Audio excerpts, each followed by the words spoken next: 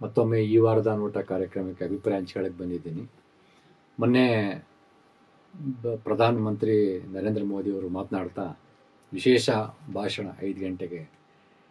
ಎಂದಿನಂತೆ ಅವರು ಸಂಜೆ ಹೊತ್ತು ಮಾತನಾಡ್ತಾರೆ ಅಂದರೆ ಎಲ್ಲರಿಗೂ ಭಯ ಆಗುತ್ತೆ. ಯಾಕಂದರೆ ಡಿಮಾನಿಟೈಸೇಷನ್ ಸಂದರ್ಭದಲ್ಲಿ ಆಗಿರೋದು ನೋಡ್ತಾ ಇದ್ದೀವಿ, ಲಾಕ್ಡೌನ್ ಸಂದರ್ಭದಲ್ಲಿ ಆಗಿರೋ ಅನಾಹುತಗಳು ನೋಡಿದ್ದೀವಿ. ಹೀಗಾಗಿ ಯಾವುದೇ ಒಂದು ಸಿದ್ಧತೆ ಇಲ್ಲದೇ, ಯಾರೊಂದಿಗೂ ಸ್ಟೇಕ್ ಹೋಲ್ಡರ್ಸ್ ಅಂತ ಏನು ಹೇಳ್ತಾರೆ ಅವ್ರ ಜೊತೆ ಚರ್ಚೆ ಮಾಡ್ದೇ, ತಮ್ಮ ಒಂದು ಸ್ವಂತ ಹಿತಾಸಕ್ತಿಗೆ, ವೋಟ್ ಬ್ಯಾಂಕ್ ರಾಜಕಾರಣಕ್ಕೆ ಈ ಥರ ಬಂದು ಮಾತನಾಡಿ ಅದರಿಂದ ಉಂಟಾಗೋ ಬಿಕ್ಕಟ್ಟುಗಳನ್ನ ಕೂಡ ನಾವು ನೋಡಿದ್ದೀವಿ. ಹೀಗಾಗಿ ಮೊನ್ನೆ 5 ಗಂಟೆಗೆ ಮಾತಾಡ್ತಾರೆ ಅಂತಂದಾಗ ಜನರು ಬಹುತೇಕ ಇದರ ಆಸಕ್ತಿ ಕಳ್ಕೊಂಡಿದ್ರು. ಹೊಸದಲ್ಲ ಇವ್ರದ್ದು ಅಂತೇಳಿ. ಆದರೆ ಇವರು ಮಾತಾಡ್ತಾ ಹೇಳಿದರು, ಬಚಾವತ್ ಉತ್ಸವ್ ಅಂದರೆ 22ರಿಂದ, ಅವ್ರು 21ನೇ ತಾರೀಕು ಸಂಜೆ ಮಾತಾಡೋದು, 22ರಿಂದ ಸೆಪ್ಟೆಂಬರ್ 22ರಿಂದ GSTಯ ಸಂಗ್ರಹದಲ್ಲಿ ತೆರಿಗೆ ಏನು ವಿಧಿಸ್ತಾ ಇದ್ರು ಅದರಲ್ಲಿ ದೊಡ್ಡ ಮಟ್ಟದ ಬದಲಾವಣೆ ಮಾಡಲಾಗಿದೆ. ರ್ಯಾಷನಲೈಜೇಷನ್ ಅಂತ ಏನು ಕರೀತಾ ಇದ್ದಾರೆ, ಅಂದರೆ ಸ್ಲ್ಯಾಬ್ಗಳನ್ನು ತೆಗೆದುಹಾಕಿದ್ದಾರೆ. ಅನೇಕ 4 ಸ್ಲ್ಯಾಬ್ ಇದ್ದು ತೆಗೆದುಹಾಕ್ಬಿಟ್ಟು ಈಗ ಕೇವಲ 5% ಮತ್ತು 18% ಉಳಿಸ್ಕೊಂಡಿದ್ದಾರೆ. ಅದರಿಂದ ಅನೇಕ ವಸ್ತುಗಳ, ಅಗತ್ಯ ವಸ್ತುಗಳ ಬೆಲೆಯಲ್ಲಿ 18% ಇರೋದಲ್ಲ 5% ಆಗುತ್ತೆ, 28% ಇರೋದು 18% ಆಗಿರೋ ಸಾಧ್ಯತೆಗಳಿದ್ದಾವೆ. ಆ ಥರದ್ರಿಂದ ವಸ್ತುವಿನ ಬೆಲೆಯೂ ಕಡಿಮೆ ಆಗುತ್ತೆ.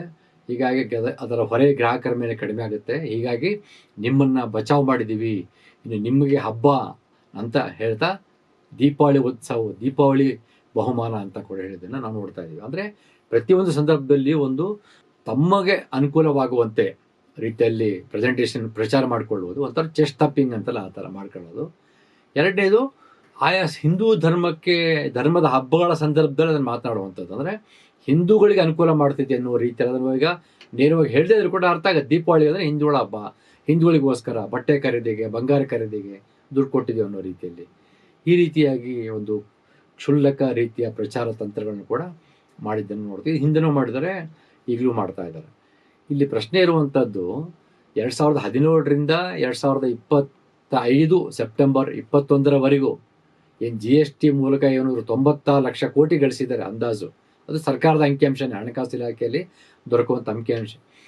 ಆಗ ಪ್ರತಿದಿನ ಪತ್ರಿಕೆಗಳಲ್ಲಿ ಪ್ರತಿ ಸಂದರ್ಭದಲ್ಲಿಯೂ ಈ ಬಾರಿ GSTಯ ಗರಿಷ್ಠ ಗಳಿಕೆ, ಅತಿ ಹೆಚ್ಚಿನ ಗಳಿಕೆ ಅಂತ ಹೇಳ್ಕೊಂತ ಇದ್ರು. ಆರ್ಥಿಕ ಸಬಲೀಕರಣ ಅಂತ ಹೇಳ್ತಾ ಇದ್ರು, ಆರ್ಥಿಕ ನಾಗಲೋಟ ಅಂತ ಹೇಳ್ತಾ ಇದ್ರು, ಭಾರತ ಆರ್ಥಿಕವಾಗಿ ಅಭಿವೃದ್ಧಿ ಆಗ್ತಾ ಇದೆ ಅಂತ ಹೇಳ್ಬಿಟ್ಟು ಇದೇ GST ಉದಾಹರಿಸಿ ಹೇಳ್ತಾ ಇದ್ರು. ವಿತ್ತ ಸಚಿವರಾದಂಥ ನಿರ್ಮಲಾ ಸೀತಾರಾಮನ್ ಅವರು ಮತ್ತು ಪ್ರಧಾನಮಂತ್ರಿಗಳಾದಂಥ ನರೇಂದ್ರ ಮೋದಿಯವರು ಮತ್ತು ಅವರ ಇತರ ಪಕ್ಷದ ಮುಖಂಡರು ಒಳಗೊಂಡಂತೆ ಎಲ್ಲರೂ ಹೇಳ್ತಾ ಇದ್ದಿದ್ದೇನು, 17ರಿಂದ 22ರವರೆಗೆ GSTಯಿಂದ ತೆರಿಗೆ ಸಂಗ್ರಹ ಹೆಚ್ಚಾಗಿದೆ, ಆ ತೆರಿಗೆ ಸಂಗ್ರಹದಿಂದ ಮರಳಿ ನಾವು ಕಾಮಗಾರಿಗಳಿಗೆ ಅದಕ್ಕೆ ವೆಚ್ಚ ಮಾಡ್ತಾ ಇದ್ದೀವಿ, ಇದು ಭಾರತದ ಆರ್ಥಿಕತೆಯ ಸಬಲೀಕರಣ ಸಂಕೇತ ಅಂತ ಹೇಳ್ತಾ ಇದ್ರು.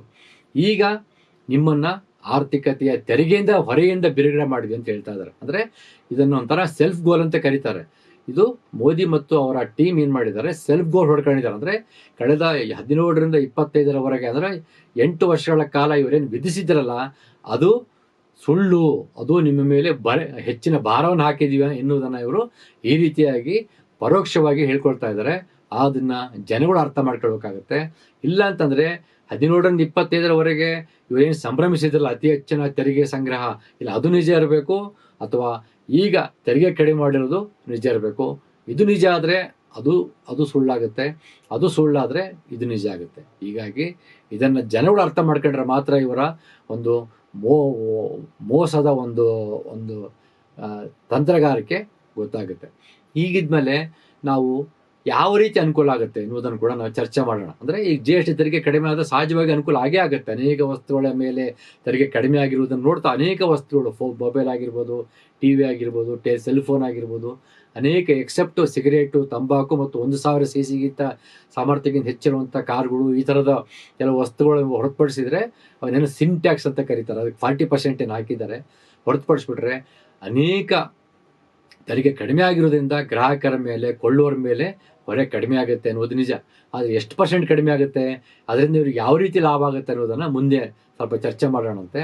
ಅದಕ್ಕಿಂತ ಮುಂಚೆ ಇದು ಮೊದಲನೇದಾಗಿ ಕೆಲವು ಮುಖ್ಯ ಅಂಶಗಳು ನಾವು ಅರ್ಥಕೊಳ್ಬೇಕಾಗಿರೋದಂದರೆ, ಇದರಿಂದ ರಾಜ್ಯ ಸರ್ಕಾರಕ್ಕೆ ಏನಾದರೂ ಲಾಭ ಆಗಿದೆಯಾ, ಮೊದಲನೇದಾಗಿ. ಯಾಕಂದರೆ 2017ರಿಂದ 2025 GST ವ್ಯವಸ್ಥೆಯಿಂದ ರಾಜ್ಯ ಸರ್ಕಾರಗಳಿಗೆ ಯಾವುದೇ ರೀತಿಯ ಲಾಭ ಇರಲಿಲ್ಲ. ಅದರ ಬದಲು ಹೆಚ್ಚಿನ ಶೋಷಣೆ ಆಗ್ತಾ ಇತ್ತು. ಅವರಿಗೆ ದೊರಕಬೇಕಾದಂಥ ಪಾಲನ್ನು ಸಹ ಕೊಡ್ತಾ ಇರಲಿಲ್ಲ. ಈಗ ಇದಕ್ಕೇನಾದರೂ ಲಾಭ ಆಗುತ್ತೆ ಅನ್ನೋದನ್ನು ನಾವು ಮೊದಲನೇದಾಗಿ ಚರ್ಚೆ ಮಾಡೋಣ. ಹಂಗಿದ್ರೆ GST ವ್ಯವಸ್ಥೆ ಹೇಗಿತ್ತು ಅಂತ ಸರಳವಾಗಿ ಅರ್ಥ ಮಾಡ್ಕೊಳ್ಳೋದಾದ್ರೆ, GSTಯಲ್ಲಿ 2 ವಿಧಗಳಿದ್ದುದನ್ನು ನೋಡ್ತಾ ಇದ್ದೀವಿ. ಒಂದು ಇಂಟ್ರಾ ಸ್ಟೇಟ್, ಇನ್ನೊಂದು ಇಂಟರ್ ಸ್ಟೇಟ್. ಇಂಟ್ರಾ ಸ್ಟೇಟ್ ಅಂದರೆ ಯಾವುದೇ ಒಂದು ವಸ್ತುವನ್ನು ಉದಾಹರಣೆಗೆ ಕರ್ನಾಟಕ ರಾಜ್ಯದಲ್ಲಿ ಉತ್ಪಾದನೆ ಮಾಡಿ ಕರ್ನಾಟಕ ರಾಜ್ಯದಲ್ಲಿ ಮಾರಾಟ ಮಾಡಿದ್ರೆ ಅದನ್ನು ಇಂಟ್ರಾ ಸ್ಟೇಟ್ ತೆರಿಗೆ ಅಂತ ಕರೀತಾರೆ. ಈ ಇಂಟ್ರಾ ಸ್ಟೇಟ್ ತೆರಿಗೆಯಲ್ಲಿ ಉದಾಹರಣೆ 18% ಇದ್ದರೆ, ನಾನು ಈ ಮೊಬೈಲನ್ನು ಕರ್ನಾಟಕದಲ್ಲಿ ಉತ್ಪಾದನೆ ಮಾಡಿ ಕರ್ನಾಟಕದಲ್ಲಿ ಮಾರಾಟ ಮಾಡಿದ್ರೆ ಇದಕ್ಕೆ ನಾವು 18% GST ಇದ್ದರೆ, ಇದರಲ್ಲಿ CGST ಅಂದರೆ ಕೇಂದ್ರಕ್ಕೆ ಹೋಗುವಂಥ ತೆರಿಗೆ 9% ಅಂತ ಹಾಕ್ತಾರೆ, ಮತ್ತು SGST ರಾಜ್ಯಗಳಿಗೆ ಬರುವಂಥ ತೆರಿಗೆಯನ್ನು 9% ಅಂತ ಹಾಕ್ತಾರೆ. ಹೀಗಾಗಿ ಇಂಟ್ರಾ ಸ್ಟೇಟ್ ರಾಜ್ಯದ ಒಳಗಡೆಗೆ ಉತ್ಪಾದನೆ ಮತ್ತು ಮಾರಾಟವನ್ನು ಇಂಟ್ರಾ ಸ್ಟೇಟ್ ಅಂತ ಕರಿತಾ ಇದೀವಿ. ಅದು ಈಗ ಸಮವಾಗಿ ಕೇಂದ್ರ ಮತ್ತು ರಾಜ್ಯಗಳಿಗೆ ಹಂಚಿಕೆ ಆಗುತ್ತೆ ಮತ್ತು ಇದು ರಾಜ್ಯಕ್ಕೆ ನೇರವಾಗಿ ಬರುತ್ತೆ. ಇನ್ನು ಎರಡನೇದು ಇಂಟರ್ ಸ್ಟೇಟ್ ಅಂತಂದರೆ ಇದು ಎಕ್ಸ್ಪೋರ್ಟ್ ಆಗಿರ್ಬೋದು, ಇಂಪೋರ್ಟ್ ಆಗಿರ್ಬೋದು, ಅಥವಾ ಕರ್ನಾಟಕ ರಾಜ್ಯದಲ್ಲಿ ಉತ್ಪಾದನೆ ಮಾಡಿ ಅದನ್ನು ಬೇರೆ ರಾಜ್ಯಗಳಲ್ಲಿ ಮಾರಿದರೆ, ನಾನು ಕರ್ನಾಟಕದಲ್ಲಿ ಉತ್ಪಾದನೆ ಮಾಡಿ ತಮಿಳುನಾಡಲ್ಲಿ, ದೆಹಲಿಯಲ್ಲಿ, ಇತರ ರಾಜ್ಯಗಳಲ್ಲಿ ಮಾರಾಟ ಮಾಡಿದ್ರೆ ಅದನ್ನು ಇಂಟರ್ ಸ್ಟೇಟ್ ಅಂತ ಕರೀತಾರೆ. ಇದನ್ನು IGST ಅಂತ ಟ್ಯಾಕ್ಸ್ ಹಾಕ್ತಾರೆ. ಉದಾಹರಣೆ, ಈ ಮೊಬೈಲ್ ಫೋನನ್ನು ನಾನು ಕರ್ನಾಟಕದಲ್ಲಿ ಉತ್ಪಾದನೆ ಮಾಡಿ ನಾನು ದೆಹಲಿಯಲ್ಲಿ ಮಾರಾಟ ಮಾಡಿದ್ರೆ ಅಥವಾ ಇತರ ರಾಜ್ಯಗಳಲ್ಲಿ ಮಾರಾಟ ಮಾಡಿದ್ರೆ ಇದು ನೇರವಾಗಿ IGST ತೆರಿಗೆ ಅಂತ ಹಾಕ್ತಾರೆ. 18% IGST ತೆರಿಗೆ ಹಾಕ್ತಾರೆ. ಇದು ಸಂಪೂರ್ಣವಾಗಿ ಕೇಂದ್ರಕ್ಕೆ ಹೋಗುತ್ತೆ. ಆ ನಂತರ ಕೇಂದ್ರ ಆಯಾ ರಾಜ್ಯಗಳಿಗೆ ಹಂಚಿಕೆ ಮಾಡುತ್ತೆ. ಇದು ಈಗಿರುವಂಥ ವ್ಯವಸ್ಥೆ. ಮತ್ತು ಈ ನಂತರ ಸೆಪ್ಟೆಂಬರ್ 22 ನಂತರ ಏನು ತೆರಿಗೆ ಕಡಿತಗಳು ಮಾಡಿದ್ದಾರೆ ಮತ್ತು ರ್ಯಾಷನಲೈಸೇಷನ್ ಆಫ್ ಟ್ಯಾಕ್ಸ್ ಅಂತ ಮಾಡಿದ್ದಾರೆ, ಇದರಿಂದ ಈ ವ್ಯವಸ್ಥೆ ಏನೂ ಬದಲಾಗೋದಿಲ್ಲ. ಇದನ್ನು ನಾವು ಅರ್ಥ ಮಾಡ್ಕೊಳ್ಬೇಕಾಗಿದೆ. ಅಂದರೆ ಯಾವ ರೀತಿಯಲ್ಲೂ ರಾಜ್ಯಗಳಿಗೆ ಈ 8 ವರ್ಷಗಳಲ್ಲಿ ಅನ್ಯಾಯ ಆಗ್ತಾ ಇತ್ತು, ಈ ಅನ್ಯಾಯ ಮುಂದುವರಿಯುತ್ತೆ. IGST ಕೇಂದ್ರಕ್ಕೆ ಹೋಗುತ್ತೆ. ಉದಾಹರಣೆಗೆ ಕರ್ನಾಟಕ ರಾಜ್ಯದಿಂದ ಭೂಮಿಯನ್ನು ಪಡಿತಾರೆ ರಿಯಾಯಿತಿ ದರದಲ್ಲಿ, ಸಬ್ಸಿಡಿ ದರದಲ್ಲಿ. ಕರ್ನಾಟಕ ರಾಜ್ಯದಿಂದ ಸಾರ್ವಜನಿಕ ಭೂಮಿ ಸಿಗುತ್ತೆ, ಇಲ್ಲಿ ಉಚಿತ ದರದಲ್ಲಿ ವಿದ್ಯುತ್ ಸಿಗುತ್ತೆ, ಅನೇಕ ರೀತಿಯ ನೀರು ಸಿಗುತ್ತೆ, ಎಲ್ಲ ರೀತಿಯ ಸೌಲಭ್ಯಗಳು ಸಿಗ್ತವೆ. ಆ ಸೌಲಭ್ಯವನ್ನು ಬಳಸ್ಕೊಂಡು ಈ ಉದ್ಯಮಿಗಳು ಉತ್ಪಾದನೆ ಮಾಡ್ತಾರೆ. ಆದರೆ ಅದನ್ನು ಅವರು ಬಾರ ರಾಜ್ಯಗಳಿಗೆ ಮಾರದ ಕಾರಣಕ್ಕೆ 18% ತೆರಿಗೆ ಪ್ರಮಾಣ ಕೇಂದ್ರಕ್ಕೆ ಹೋಗುತ್ತೆ. ಇಲ್ಲಿ ಕೇಂದ್ರದ ಪಾತ್ರ ಏನೂ ಇರೋದಿಲ್ಲ. ಕೇಂದ್ರದಿಂದ ಯಾವುದೇ ರೀತಿಯ ಖರ್ಚು ವೆಚ್ಚ ಇಲ್ಲದಿದ್ದರೆ ಸಹ 18% ತೆರಿಗೆ ಪ್ರಮಾಣ ಕೇಂದ್ರಕ್ಕೆ ಹೋಗುತ್ತೆ. ಅದು ಕೇಂದ್ರಕ್ಕೆ ಹೋಗೋದ್ರಿಂದ ರಾಜ್ಯಗಳಿಗೆ ಅತಿ ಹೆಚ್ಚಿನ ಸಂಖ್ಯೆಯಲ್ಲಿ ನಷ್ಟ ಉಂಟಾಗುತ್ತೆ. ಈಗಲೂ ನಂತರ ಸೆಪ್ಟೆಂಬರ್ 22 ನಂತರವೂ ಈ ವ್ಯವಸ್ಥೆ ಬದಲಾಗೋದಿಲ್ಲ. ಹೀಗಾಗಿ ಇದುವರೆಗೂ ಏನು ರಾಜ್ಯಗಳಿಗೆ ಅನ್ಯಾಯ ಆಗ್ತಾ ಇತ್ತು, ಅನ್ಯಾಯ ಮುಂದುವರಿಯುತ್ತೆ. ಮತ್ತು ಕೇಂದ್ರ ಸರ್ಕಾರ ಈ ರಾಜ್ಯಗಳಿಂದ ತೆರಿಗೆ ಸಂಗ್ರಹಿಸ್ತಾ ಇತ್ತು. 13 ಉದಾಹರಣೆಗೆ GSTಯಿಂದ ಅತಿ ಹೆಚ್ಚಿನ ತೆರಿಗೆ ಕೊಡ್ತಾ ಇದ್ದಂಥ ದಕ್ಷಿಣ ರಾಜ್ಯಗಳಿಗೆ ₹100 ತೊಗೊಂಡ್ರೆ ಮರಳಿ ಆ ರಾಜ್ಯಗಳಿಗೆ ₹13 ಕೊಡ್ತಾ ಇದ್ರು. ಅಂದರೆ ಹತ್ತತ್ರ ₹70 ಈಗ ನಷ್ಟ ಆಗ್ತಾ ಇತ್ತು. ಈಗಲೂ ಆ ನಷ್ಟ ಮುಂದುವರಿಯುತ್ತೆ. ಅದು ₹70 ಜಾಗದಲ್ಲಿ ₹50 ಆಗ್ಬೋದು ಅಷ್ಟೇ ಹೊರತಾಗಿ ರಾಜ್ಯಗಳಿಗೆ ಆಗ್ತಿರುವಂಥ ಅನ್ಯಾಯ ಏನಿದೆ ಇದೇ ರೀತಿ ಮುಂದುವರಿಯುತ್ತೆ ಅಂತ ನಾವು ಹೇಳಬೇಕಾಗುತ್ತೆ. ಉದಾಹರಣೆಗೆ 2017-18ರಿಂದ 2024-25 ಒಟ್ಟು GST ಸಂಗ್ರಹ 96 ಲಕ್ಷ ಕೋಟಿ. ಇದು ಕೇಂದ್ರ ಸರ್ಕಾರದ ಹಣಕಾಸು ಇಲಾಖೆಯಲ್ಲಿ ದೊರೆಯುವಂಥ ಮಾಹಿತಿ. ಅದೇ ಅವಧಿಯಲ್ಲಿ ಕರ್ನಾಟಕದ GST ಸಂಗ್ರಹ ಅಂದರೆ 2017-18ರಿಂದ 2024-25 ಅವಧಿಯಲ್ಲಿ ಕರ್ನಾಟಕದ GST ಸಂಗ್ರಹ ಹತ್ತತ್ರ 8.86 ಲಕ್ಷ ಕೋಟಿ. ಇದು ಕೂಡ ಹಣಕಾಸು ಇಲಾಖೆಯಲ್ಲಿ ಸಿಗುತ್ತೆ. ಮತ್ತು 2024-25 ಕಳೆದ ವರ್ಷದಕ್ಕೆ ಒಂದು ಮಾತು ಲೆಕ್ಕ ತಗೊಂಡ್ರೆ ಹಣಕಾಸು ವರ್ಷದಲ್ಲಿ ಕರ್ನಾಟಕದಿಂದ ಗರಿಷ್ಠ 1.6 ಲಕ್ಷ ಕೋಟಿ GST ತೆರಿಗೆ ಸಂಗ್ರಹ ಆಗಿದೆ. ಇದೇ ಅವಧಿಯಲ್ಲಿ ಕರ್ನಾಟಕದ ಪರ್ ಕ್ಯಾಪಿಟಲ್ GST ಕಲೆಕ್ಷನ್ ತಲಾ ಆದಾಯದ GST ಸಂಗ್ರಹ ₹14,743 2024-25 ಅವಧಿಯಲ್ಲಾಗಿದೆ.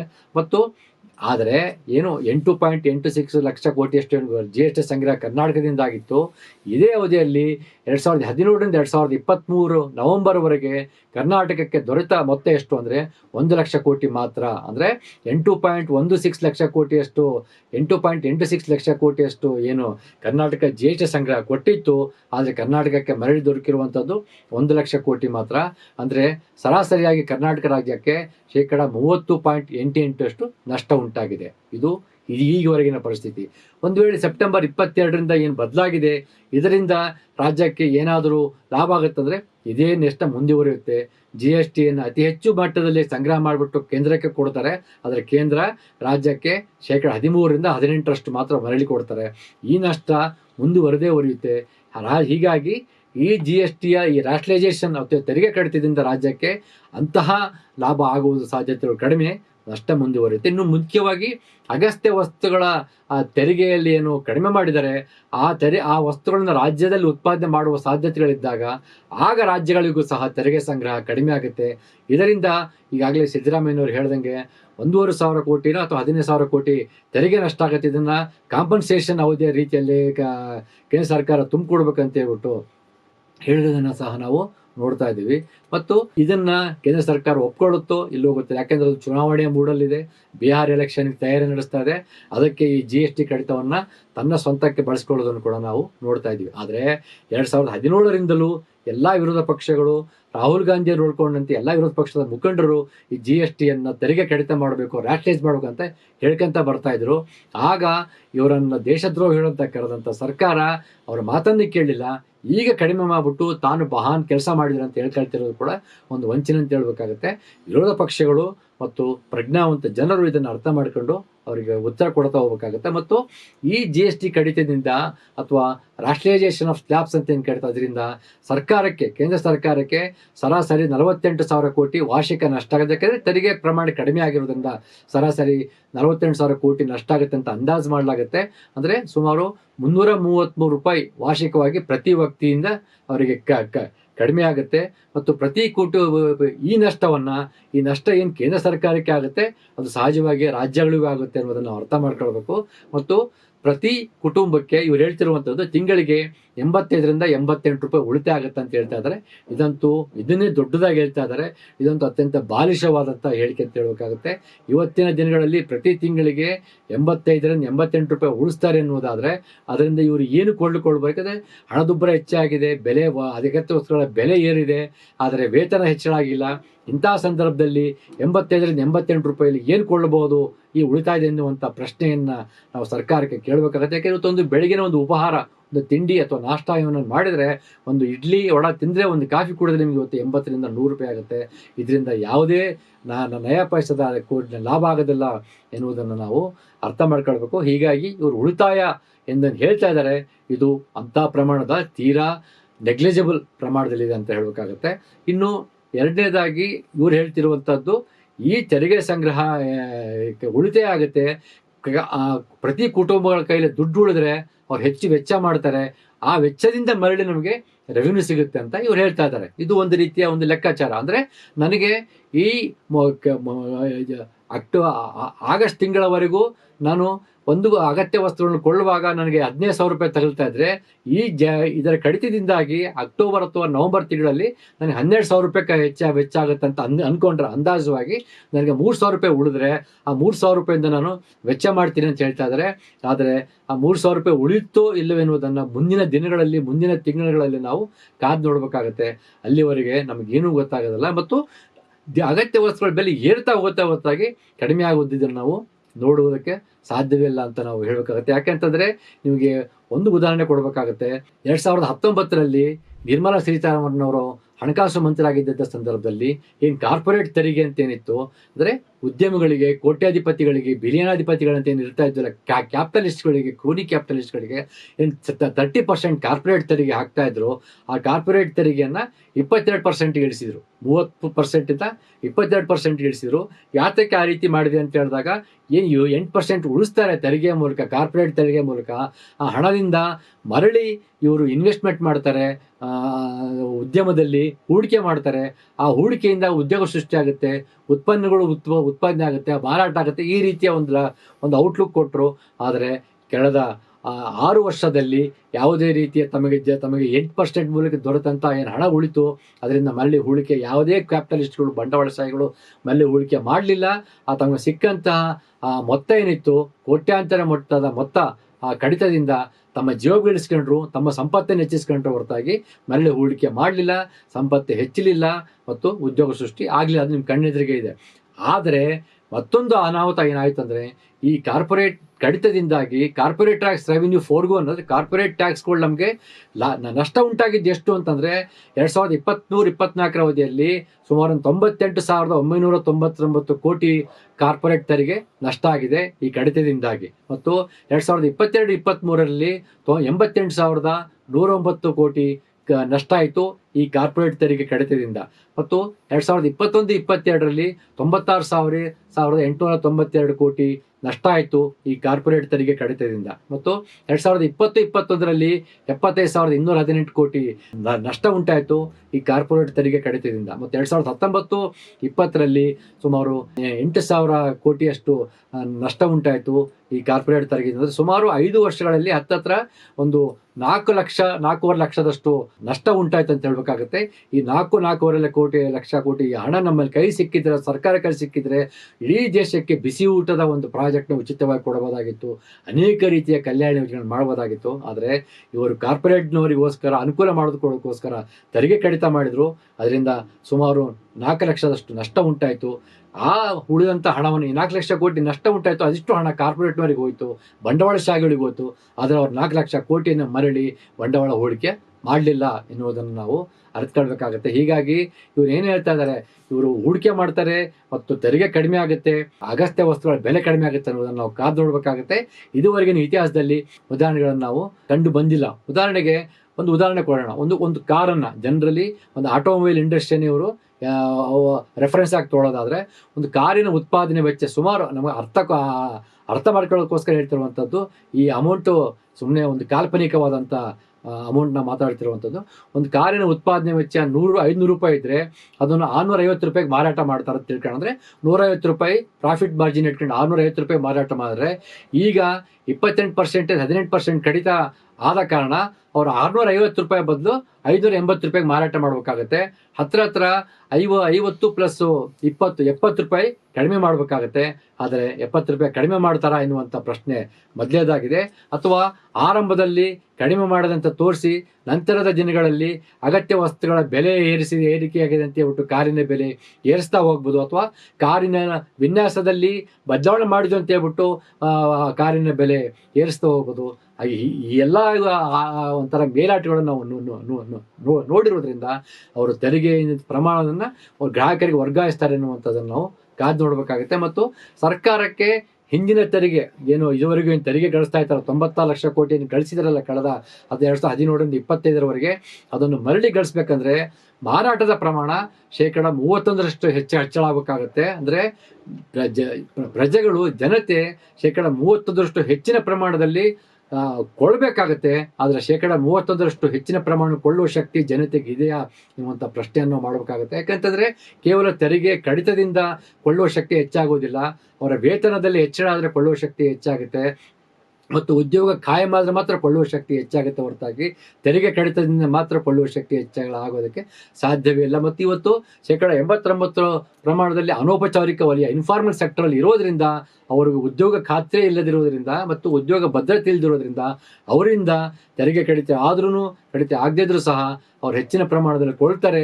ಮತ್ತು 31% ಹೆಚ್ಚಿನ ಪ್ರಮಾಣದಲ್ಲಿ ಮಾರಾಟ ಆಗುತ್ತೆ, ವ್ಯಾಪಾರ ಆಗುತ್ತೆ ಅನ್ನೋದನ್ನು ನಾವು ಅರ್ಥ ಮಾಡ್ಕೊಳ್ಬೇಕಾಗುತ್ತೆ. ಇನ್ನು ಎರಡನೇದಾಗಿ ಈ ಏನೋ 48,000 ಕೋಟಿ ವಾರ್ಷಿಕ ನಷ್ಟ ಆಗುತ್ತೆ ಅಂತ ಕೇಂದ್ರ ಹಣಕಾಸು ಇಲಾಖೆ ಹೇಳ್ತಾ ಇದೆ. ಆ ನಷ್ಟವನ್ನು ಅವರು, ಆ ವಿತ್ತೀಯ ಕೊರತೆ ಉಂಟಾಗುತ್ತೆ, ಅದರಿಂದ ಆ ವಿತ್ತೀಯ ಕೊರತೆಯನ್ನು ಅವರು ರಾಜ್ಯಗಳಿಗೆ ವರ್ಗಾಯಿಸ್ತಾರೆ ಹೊರತಾಗಿ ರಾಜ್ಯಗಳಿಗೆ ದುಡ್ಡು ಕೊಡೋದಿಲ್ಲ. ಯಾಕಂದ್ರೆ ನನ್ನ ಹತ್ರ ದುಡ್ಡಿಲ್ಲ ಅಂತ ಹೇಳ್ಬಿಡ್ತಾರೆ. ರಾಜ್ಯಗಳು ಮತ್ತಷ್ಟು ನಷ್ಟಕ್ಕೆ, ಮತ್ತಷ್ಟು ಆರ್ಥಿಕ ಹಿಂಜರಿಕೆಗೆ ಒಳಗಾಗುವ ಸಾಧ್ಯತೆಗಳಿದ್ದಾವೆ. ಮತ್ತು ಬಹಳ ಮುಖ್ಯವಾಗಿ 4ನೇದಾಗಿ ಸಂಘಟಿತ ವಲಯ ಮತ್ತು ಅಸಂಘಟಿತ ವಲಯಗಳ ನಡುವಿನ ಒಂದು ಸಂಘರ್ಷ ಇದೆ, ಅದು ಮತ್ತಷ್ಟು ತಾರಕಕ್ಕೆ ಇರುವ ಸಾಧ್ಯತೆಗಳಿದ್ದಾವೆ.